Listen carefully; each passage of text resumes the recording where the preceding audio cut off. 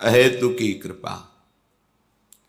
ऐसी अहेतुकी कृपा का दांव लग गया है कि यदि हम थोड़ा सावधानी कर ले तो जिस संसार समुद्र से निकलना बहुत ही कठिन है, क्योंकि इसमें बिना बेड़ियों के बेड़ियां पड़ी हुई हैं, बिना हथकड़ी के हथकड़ी पड़ी हुई है।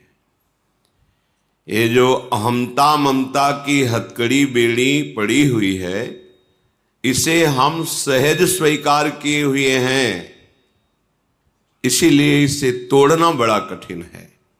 अविद्या अहंकार के कारण, कर्ता भोक्ता भाव दृढ़ होने के कारण हमारे को ये आनंद देगा, सुख देगा, इसमें हम बंध गए हैं। इस अविद्या का नाश करने में समर्थ है कृपा श्रीधाम वृंदावन की, लाडली लाल की, रसिक शिरोमणि प्रिया प्रीतम के अनुरागी जनों की। जासु कृपा सब भ्रम मिट जाई।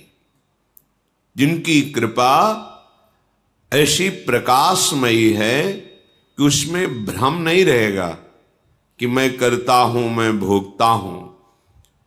जो मन 5 ज्ञानेंद्रियों के साथ विषय भोगों में सुख की खोज कर रहा है, ये भ्रम खत्म हो जाएगा। यदि हम कृपा का आश्रय ले लें तो बहुत शीघ्र हमारे हृदय में ज्ञान का प्रकाश हो जाए। कृपा का आश्रय इसलिए कह रहे हैं कि इसमें अहम जो अविद्या का राज्य स्थापित करता है वो नष्ट हो जाता है।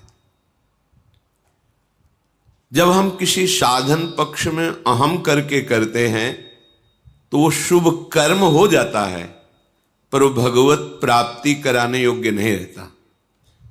वो बंधन मुक्त करने की सामर्थ्य नहीं रखता, उसे शुभ कर्म कहते हैं। उत्तम लोकों की प्राप्ति हो सकती है, लेकिन आवागमन से मुक्त होकर के परम पद में, परम प्रेम में स्थित होना ये बड़ा कठिन है। हमारे ऊपर कृपा हुई है, अब इस कृपा का हम आदर करें। इसी जन्म में, कम समय में हम निश्चिंत हो सकते हैं, निर्भय हो सकते हैं। हमें कोई भय नहीं, कोई चिंता नहीं, बस आश्रय ले लें धाम का, नाम का, प्रियालाल के चरणों का, भगवत प्रेमी महात्माओं का। विश्वास कर लीजिए, यही आश्रय आपको निश्चिंत कर देगा, निर्भय कर देगा। यद्यपि अपने में भगवत प्राप्ति की योग्यता नहीं है, पर हमने जिनका आश्रय लिया है वो एक कृपा कोर से हमें भगवत प्राप्ति करा सकते हैं। सर्वतो भावेन, मन वचन कर्म से हम उनका आश्रय ले लें। श्रीपाद प्रबोधानंद जी महाराज करुणा करके कह रहे हैं, मुक्ति श्री भी सकलित पदो नारकम याति धावन लब्ध्वा चिंतामणिमथ महावारिधो निक्षिपेत सह कृत्वावश्यम सकल भगवच्छेखरम स्वाधमः स्यात् यो दुर्बुद्धिस्त्यजति सहसा प्राप्य वृंदावनम तत्। आहा, यदि आपको धाम का आश्रय मिल गया है, वास मिल गया है, या गुरु कृपा से नाम मिल गया है, आपको नाम जपने की प्रेरणा मिल गई है, श्यामा श्याम नौ किशोर किशोरी के चरणों का आश्रय मिल गया है, तो अब दुर्बुद्धि मत धारण करो। दुर्बुद्धि त्यजति, दुर्बुद्धि का त्याग कर दो। क्या दुर्बुद्धि? एक यही आश्रय आपको बचा सकता है धन का आश्रय, शरीर का आश्रय, बुद्धि का आश्रय, समाज पद प्रतिष्ठा, जन समुदाय का आश्रय, ये आपकी रक्षा नहीं कर सकता।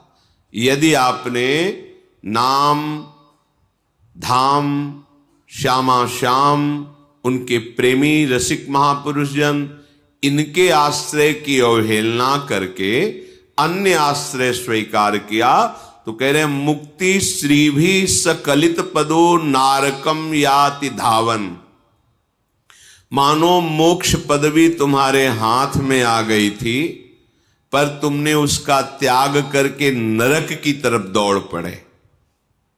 धनाभिमान, जनाभिमान और भी कुलाभिमान, विद्याभिमान, रूपाभिमान, बहुत प्रकार से अभिमान का हम आश्रय ले लेते हैं। ये हमें अभिमान दुर्गति प्रदान करता है। संस्कृति के मूल चक्र का यह स्वरूप है। ब्रह्म, मूल प्रकृति, त्रिगुणात्मिका प्रकृति, महत्त्व और अहंकार, बिल्कुल नजदीक है, ये बड़ी ऊंचाई पे है। ये अहम जब देह भाव में स्थित हो जाता है, तब गुणाभिमान, विद्याभिमान, धनाभिमान, जनाभिमान ये प्रकट होता है। अगर ये कोई भी अभिमान एक है इनमें से, मुझे अध्यात्म मार्ग में सफलता प्राप्त नहीं होगी, ना होने देगा, ये अहंकार, ये मिटना बहुत आवश्यक है। ये तभी मिटता है जब हमें भगवत कृपा से साधु समागम प्राप्त होता है। तीन मुख हरिजस सुनत श्रवण मानो न त्रपित छिन। और हमारी जब ऐसी वृत्ति बन जाती है कि उन महापुरुषों के श्री मुख से निकले हुए भगवत रसामृत में डूबे हुए वचन श्रवणेन्द्रिय के द्वारा हम पान करते हैं, और हमारी ऐसी लालसा जागृत हो जाती है कि मुझे ऐसा सौभाग्य मिले कि मैं नित्य श्रवण करूं और निरंतर इसी आज्ञा पे रहूं, तो फिर तिनकी संगति रहत जाति कुल मद सब नंसई। फिर ऐसे भगवत प्रेमी महात्माओं के संग से समस्त अहंकार का नाश हो जाता है। और जहां अहंकार नष्ट हुआ, नितिक धर्मिन संग, तो रंग बढ़त नित नित सरस, नित नित प्रेम अभंग, यह जो कृपा हरिवंश की। फिर हम भगवत प्रेमी महात्माओं से ऐसी आसक्ति कर बैठते हैं कि हम उनके संग के बिना, उनके वचन के बिना, उनके दर्शन के बिना जी ही नहीं सकते। जो आसक्ति संसार में बंधन का कारण थी, वही जब भगवत प्रेमी महात्माओं से हुई तो मोक्ष का खुला हुआ द्वार बन गई। हमारा हृदय प्रेम अभंग स्थिति को प्राप्त कर लेता है। एक बार जब प्रेम प्रकट होता है तो कभी घटता नहीं है और कभी नष्ट नहीं होता, और इसका स्वभाव है प्रतिक्षण वर्धमानम, ये प्रतिक्षण बढ़ता रहता है। पर इसका प्रभाव यह है कि प्रेमी के हृदय में सदैव प्रेम की अपूर्णता का अनुभव होता है। उसको ऐसा लगता है, ये प्रेम का प्रभाव है कि मुझ में किंचन मात्र भी प्रेम नहीं, मैं बहुत अधम नीच हूं, ऐसा अनुभव होता है। जैसे जैसे प्रेम बढ़ेगा वैसे वैसे उसको ये अनुभव होगा। क्यों? अगर अनुभव हो जाए कि मैं प्रेमी हूं, तब तो अहम जागृत हो जाएगा, फिर बात बनेगी नहीं। तो प्रेम का प्रभाव ऐसा होता है कि उसके हृदय में अद्भुत दिव्य भागवतिक दैन्यता का प्रादुर्भाव होता है। इसी दैन्यता से, इसी प्रेम से वो अपने प्रीतम को प्रेम डोरी में बांध करके अपने हृदय में छुपा लेता है। जय श्री भट्ट, प्रेम रस बंधन क्यों छूटे दृढ़ फंद। ये प्रेम की डोरी में आराध्य देव ऐसे बंध जाते हैं, वो छूट ही नहीं पाते। नित नित प्रेम अभंग, बड़ा सूक्ष्म है प्रेम। एक बार प्रकट होता है, प्रतिपल बढ़ता रहता है। उपासक के हृदय में दैन्यता बढ़ती, जैसे जैसे प्रेम वैसे वैसे अतृप्तता, वैसे वैसे दैन्यता, गंभीरता, अंतर्मुखता, ये सब दिव्य प्रेम के सद्गुण हैं। निरंतर अपने प्रीतम की सानिध्य का अनुभव, प्रीतम के चिंतन की स्वाभाविक वृत्ति, अखंड स्मृति उसके हृदय में जागृत हो जाती है। तो यहां श्रीपाद सावधान कर रहे हैं कि यदि तुम्हें भगवत प्रेमी संत का आश्रय, धाम का आश्रय, अखंडवास, प्रिया प्रीतम के चरणों की आराधना, तो दुर्बुद्धि मत करना। बहुत दुर्लभ बात मिल गई है। अपने अज्ञानी जन है, इसलिए प्रियालाल की इस हेतु की कृपा को खिलवाड़ समझते हैं।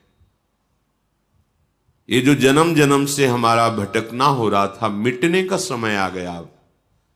पर हम इतने बहिर्मुख हैं, इतने विषयानंद में डूबे हुए हैं कि भगवत कृपा की अवहेलना कर देते हैं। श्रीपाद आदेश कर रहे हैं, कह रहे हैं कि यो दुर्बुद्धि त्यजति, तुम ऐसी दुर्बुद्धि का त्याग कर दो। कोई तुम्हारा सहयोगी नहीं होगा। तुम्हारा शरीर भी तुम्हारे अनुकूल थोड़ी चलता है। देख लो, तुम्हारे अनुकूल तुम्हारा शरीर नहीं चलता, तुम्हारी इंद्रियां नहीं चलती, तुम्हारा मन नहीं चलता, तो फिर बाहर किस पर भरोसा करते हो? बात तो और बड़े दूर की बात है। तुम्हारे मन के अनुकूल सब चले, ऐसा तो तुम्हारा मन ही नहीं अनुकूल चलता, इंद्रियां अनुकूल नहीं, शरीर अनुकूल नहीं, फिर बाहर की बात क्या? इसलिए हाथ में आ गई है मुक्ति, मोक्ष पदवी हाथ में आ गई। यदि धाम का आश्रय है, वास है, प्रियालाल का चिंतन है, प्रियालाल के चरणों की शरणागति है, भगवत प्रेमी महात्माओं के वचनामृत का पान कर रहे हैं, तो मुक्ति तुम्हारे हाथ में रखी है। मुक्ति श्री भी सकलित पदो। अब गलती मत करो, नारकम याति धावन। तुम नरक में क्यों जाना चाहते हो? बोले क्या नरक का मतलब?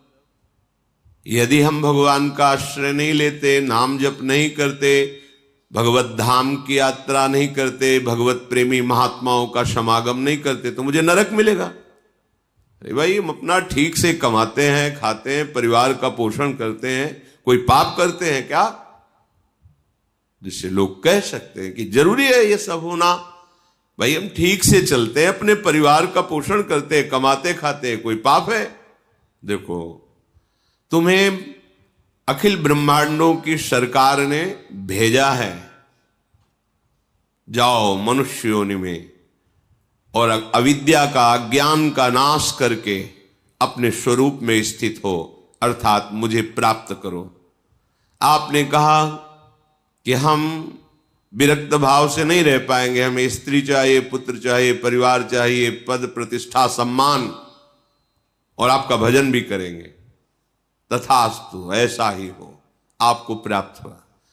लेकिन ये जो आपको प्राप्त हुआ है, ये मूल उद्देश्य की प्राप्ति में सहायक होना चाहिए। आपको जो यहां भेजा गया, उसका मूल उद्देश्य है भगवत प्राप्ति। मनुष्य शरीर का मूल उद्देश्य है भगवत प्राप्ति। साधन धाम मोक्ष कर द्वारा, पाई न जे परलोक सम्हारा। आपको सारी सुविधाएं दी गई है भगवत प्राप्ति के लिए। अब आप स्त्री को, पुत्र को, परिवार को, धन को, वैभव को, मान प्रतिष्ठा को अपनी मान लिया, और ये सरकारी व्यवस्था दी गई थी आपको। भगवत प्राप्ति में सहायक है ये बाधा नहीं है, बस भाव बदल देना है। ये जो आप भोक्ता भाव लेकर के विचरण करते हैं, इसके स्वामी बन बैठे हैं, गलत भाव है, अपराध है। ये सरकारी वस्तु को जबरदस्ती अपने कब्जे में लेकर के उसे अपनी मानना, ये अवहेलना है, अपराध है। जिस दिन जांच होगी उस दिन आपको दंड मिलेगा। चाहे जितना आप निर्माण कर दिए सब ढा दिया जाएगा, चाहे जितना, बस विश्वास कीजिए। श्रुत बनितादि जान स्वार्थ रत ना करुणे सभी ते, ये सरकारी आदमी है, ये आए हैं आपके भक्ति में सहयोग करने के लिए। आप इन अपने कर्तव्य का पालन करते हुए इन्हें भगवत स्वरूप मानकर इनकी सेवा कीजिए और वो प्रभु को समर्पित कर दीजिए, ये भगवत प्राप्ति में सहायक हो जाएगी। लेकिन आप तो स्वामी बन बैठे, भोक्ता बन बैठे। भोक्ता भाव में काम क्रोध आदि का राज्य रहता है और नरक के यही द्वार हैं। त्रिविधम नरकस्येदम द्वारम नाशन मात्मनः कामः क्रोधा तथा लोभा तस्मादेत्रयम् त्यजेत। तो जो श्रीपाद कह रहे हैं कि भगवद आश्रय छोड़कर आप जो ऐसा भाव करता भोक्ता भाव में जा रहे हैं, मानो मुक्ति को छोड़ करके नरक जा रहे हैं। तो आप गए ना नरक, कामा क्रोधा तथा लोभा, इसी में तो है। कामनाओं से युक्त होकर के कभी लोभ में विचरण करते हैं, कभी क्रोध में। कामना की पूर्ति हुई तो लोभ में, लोभ से और लाभ की इच्छा और भोगने की इच्छा। कामना में बाधा पड़ी तो क्रोध, क्रोध आया तो हिंसात्मक वृत्ति, स्मृति का ही नाश हो गया। मैं किस लिए आया था, क्या कर रहा हूं, और बंधन कारक कर्म कर बैठे। तो सावधान, इस दुर्बुद्धि का त्याग कीजिए। लब्ध्वा चिंतामणिमथ महावारिधो निक्षिपेत सह। श्रीपाद कह रहे हैं तुम्हारे हाथ में चिंतामणि आ गई है। श्रीमद राधा रसुधा निधि में महाप्रभु हरिवंश चंद्र जी कह रहे हैं चिंतामणि प्रणमताम ब्रज नागरीणाम चूड़ामणि कुलमणि वृषभानु नामना। यहां कौन सी चिंतामणि की बात कर रहे हैं? स्वामिनी जी, श्री प्रिया जी। ये लालजू के भी हृदय में परम शीतलता प्रदान करने वाली है, जो अखिल लोकों की कामनाओं को पूर्ण करने वाले, परमानंद का दान करने वाले भगवान श्री कृष्ण हैं। उनको भी ये प्रेम का अद्भुत सुख प्रदान करने में समर्थ हैं लाडली जू। तभी तो मांगत लाल लाडिलो नागर प्रगट भई दिन दिन की चोरी, दान देरी नवल किशोर। चिंतामणि हमारी स्वामिनी जू हैं, तो स्वामिनी जू से कम नहीं है स्वामिनी जू का नाम। श्री कृष्णचंद्र जू के भाव को भाई जी श्री हनुमान प्रसाद पोद्दार जी ने कहा कि राधा नाम राधा रूप से भी मुझे प्रिय लगता है, राधा से प्रिय लगता है मुझको राधा नाम। अर्थात जब हमारी जिह्वा पे आ गया राधा राधा राधा, तो मानो चिंतामणि हाथ में आ गई। चिंतामणि कौन है? हमारी श्री लाडली जो। चिंतामणि किसे कहते हैं? चिंतित पदार्थों को, चिंतित वस्तुओं को, चिंतित भावनाओं को, चिंतित तत्व को प्रदान करने वाली। आप चाहे जो चिंता करें, चिंता रहित कर देती है चिंतामणि। हमारी स्वामिनी जो हमारी चिंतामणि है, उनका चिंतामणि स्वरूप राधा नाम हमारे को गुरुदेव की कृपा से मिला। राधा राधा राधा। तो लब्ध्वा चिंतामणि मत, तुम्हें चिंतामणि प्राप्त हो गई और तुम उसे महावारिधो निक्षिपेत शाह, इस भव समुद्र में फेंक दिया। भव समुद्र में फेंक देने का तात्पर्य भूल गए। बार बार उपदेश सुनने पर भी कि एक श्वास भी खाली ना जाए। तुम्हारी एक श्वास इतनी कीमत रखती है। तुमने जीवन भर जो धन कमाया है, वो एक श्वास खरीदने के लायक भी नहीं है।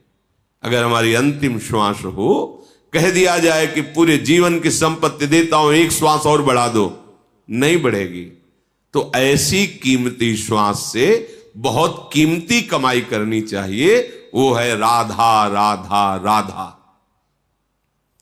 श्रीपाद प्रबोधानंद जी कह रहे, कैसी तुम्हारी दुर्बुद्धि है कि तुम्हें ये चिंतामणि स्वरूप स्वामिनी का नाम मिल गया, तुम्हारे हाथ में चिंतामणि आ गई, तुम भोगों को देखकर, संसार के सुखों के आकर्षण में, या संसार के कोहरा स्वरूप दुख की घटा को देखकर भूल गए राधा नाम।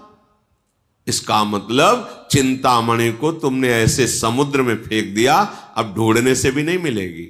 भाव, यदि तुम प्रियाजू के नाम को भूल गए तो ऐसे गर्त में गिर जाओगे कि नाम जपने लायक तुम नहीं रहोगे।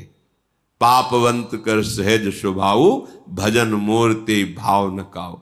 आप भजन नहीं कर पाएंगे। भजन कोई खिलवाड़ नहीं है, सबसे कठिन काम है भजन करना, सबसे कठिन काम। मन को समाहित करके एकाग्र चित्त से नाम में डूबना, इससे बड़ा विश्व में ब्रह्मांड में कोई कठिन कार्य नहीं, सबसे कठिन कार्य है। और ये आप अकेले नहीं कर सकते हो। भजन न होए संग बिनु, ये सिद्ध रसिक महापुरुषों की वाणी है। भजन न होए संग बिनु, और भजन बिना नहीं प्रेम। बिना भगवत प्रेमी महात्माओं के संग के, बिना भजनानंदी संतों के समागम के आप में भजन की वृद्धि, भजन की रुचि हो ही नहीं सकती, नहीं हो सकती। भजन न होई संग बिन, और भजन बिना नहीं प्रेम। इसलिए छिनहु भजन न छाड़िए, धरिए ध्रुव यह नेम। ये नियम ले लो कि चिंतामणि है राधा नाम, आप जो चाहेंगे मिल जाएगा पक्का। वो अभी आप के दुष्कृत नाश नहीं हुए, वासनाएं नष्ट नहीं हुई, इसलिए आप ये अनुभव नहीं कर पा रहे जो हम कह रहे पक्का। ऐसा नहीं कि हमें सब अनुभव हो गया हो, पर जैसे है 1 किलोमीटर दूर पर ध्वजा मंदिर की दिखाई दे रही है तो ऐसा लगता है मानो नजदीक आ गए हैं। ऐसे ही यत्किंचित गुरु कृपा से जो भी राधा नाम का, तो ऐसा लगता है पक्का, ऐसा ही है। पूर्ण नाम की महिमा तो कहां लगी नाम बढ़ाई, राम न सकहीं नाम गुण गाई। स्वयं नामी भी अगर चाहे तो अपने नाम की महिमा का पूर्ण वर्णन नहीं कर सकता। फिर अपने लोग तो अधम जीव हैं, गुरु कृपा से कुछ किनका मिलता है पूर्णता। तो जो स्वयं पूर्ण नामी नाम की महिमा का पूर्ण वर्णन नहीं कर सकते तो अपने अपूर्ण कैसे पूर्ण का वर्णन कर सकते हैं? क्यों अपूर्ण? क्यों? क्योंकि वाणी एक सीमित है। जैसे सीपी से समुद्र को उलीचा नहीं जा सकता सीपी, ऐसे ही प्राकृतिक ब्रह्मा के द्वारा रची हुई बुद्धि से अप्राकृतिक चिदानंद प्रेम रसधाम नाम का पूर्ण वर्णन नहीं किया जा सकता। जितना भी वर्णन है वो यत्किंचित मात्र है। ऐसे राधा नाम चिंतामणि को आपने सुना, आपके कान के द्वार से आपके हृदय में पहुंचा, पर आपने आदर नहीं किया। भोगों की, विलासिता की, अहंकार की, इन वृत्तियों में ऐसे बहते रहे कि राधा नाम भूल गए। तो बोले आपको मानो चिंतामणि हाथ में दे दी गई और आपने महासमुद्र में फेंक दिया। समुद्र का तात्पर्य, अब आप चाहे जितना खोजो नहीं मिलने वाला, क्योंकि अथाह है ये संसार, समुद्र अथाह है। इसमें ऐसी तरंगे हैं कि बहते इतने दूर चले जाओगे कि ना सुनने लायक रहोगे और ना जपने लायक रहोगे। प्रत्यक्ष का प्रमाण नहीं, आप देख लीजिए। कृत्वा वश्यम शकल भगवत शेखरम सुधाम स्याद। श्रीपाद कह रहे हैं ये जो वृंदावन धाम है, ये भगवत अवतारों के जो शेखर हैं, शिरोमणि हैं, वो मूल निकुंज बिहारी जी हैं। ये जो निकुंज बिहारी ठाकुर हैं, इन्हीं से सब अंश कला अवतार प्रकट होते हैं। भागवत में श्री भगवान व्यास देव जी ने वर्णन किया कि भगवान श्री कृष्ण इन्हीं के अंश से सब। तो हमारे नवनिवृत्त निकुंज विलासी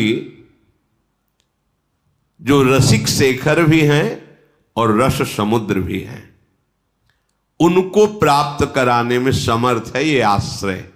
धाम का आश्रय, धाम का वास, श्यामा श्याम के चरणों की शरणागति और भगवत प्रेमी महात्माओं का संग, ये धाम का आश्रय है। आप कहां सत्संग सुन रहे हैं? धाम में। आप किससे सत्संग सुन रहे हैं? श्यामा श्याम के चरण रज आश्रित जनों से। आप कहां बैठे हैं? ब्रह्मेश्वरादि सुदुरूह पदारविंद श्रीमत् पराग परमाद्भुत वैभवाया। अद्भुत महासिद्धियां जिसमें छिपी हुई है, वो लाडली जी के चरण चिन्हों से चिन्हित इस परम पावन रज में बैठ करके आप सुन रहे हैं। इससे स्वाभाविक आपके हृदय में वो भाव प्रकट होगा जो रसिक शेखर प्रभु श्री कृष्ण को अधीन कर लेता है। कृत्वा वश्यम, कृत्वा वश्यम शब्द पर ध्यान दो। किसी तपस्या से, किसी साधना से, किसी व्रत नियम से भगवान को अधीन किया जाए, ऐसा नहीं आता। यहां कह रहे कृत्वा वश्यम, किसको? सकल भगवत शेखरम, समस्त भगवत स्वरूपों में जो शिखर पर विराजमान, अर्थात जिनसे समस्त भगवत अवतार प्रकट होते हैं, वो प्रभु श्री कृष्णचंद्र जी, वो नित्य बिहारी श्री लालजू महाराज, इनको अधीन करवा देता है। कौन? श्री धाम का आश्रय, वास, प्रिया प्रीतम की शरणागति, भगवत प्रेमी महात्माओं का संग, ये एक ही बात है। इसे कई शब्दों में कहा जाता है, एक ही बात। जिससे भक्तमाल जी के रचयिता ने गान किया, भक्ति भक्त भगवंत गुरु चतुर नाम बपु एक, इनके पद बंदन किए नासत विघ्न अनेक।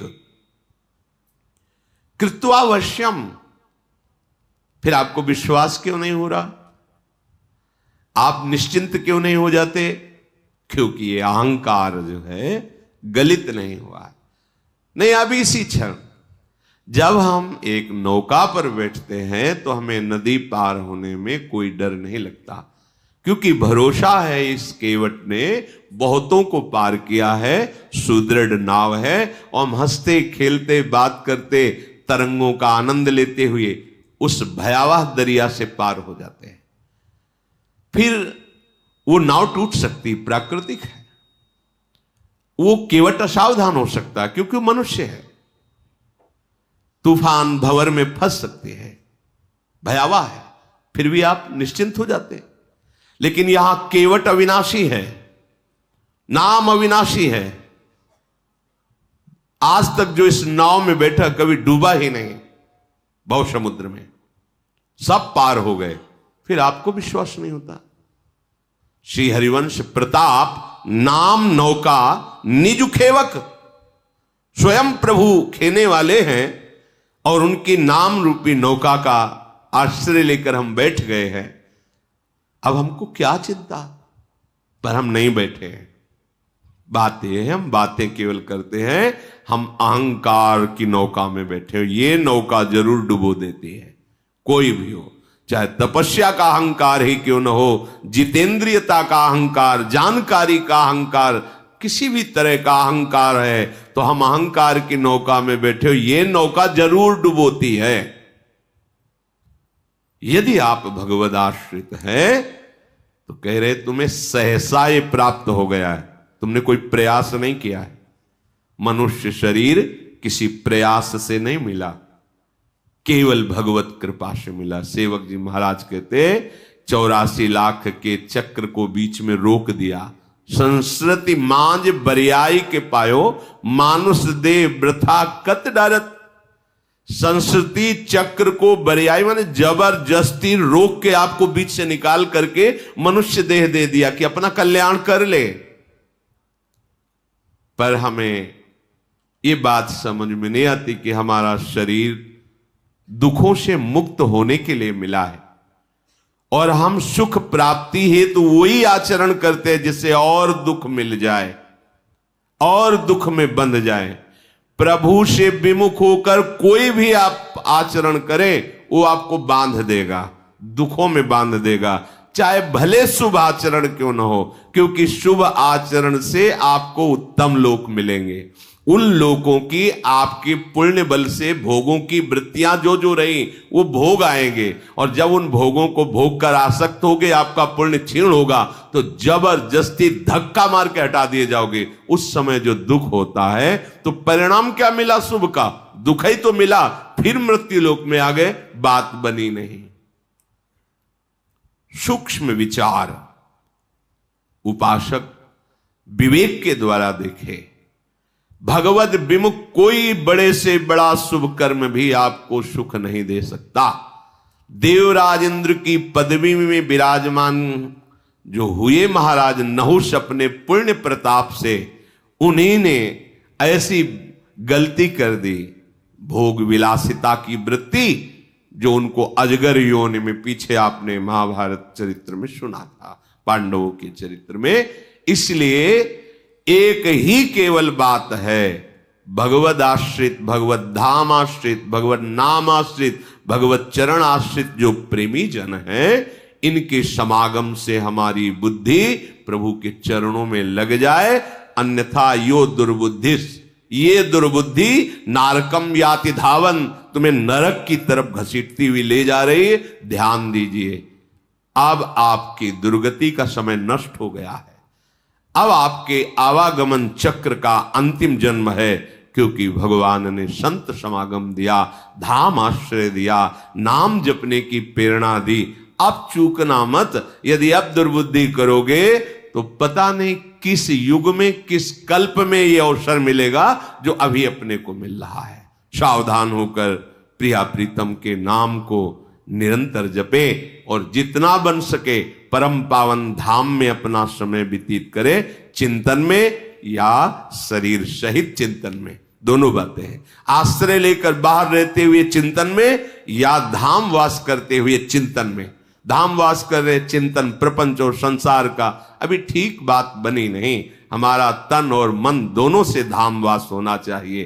तन से नहीं हो रहा, कोई चिंता की बात नहीं, पर मन से तो आप कर ही सकते हैं, और मन जहां होता है वहीं उपस्थिति मानी जाती है।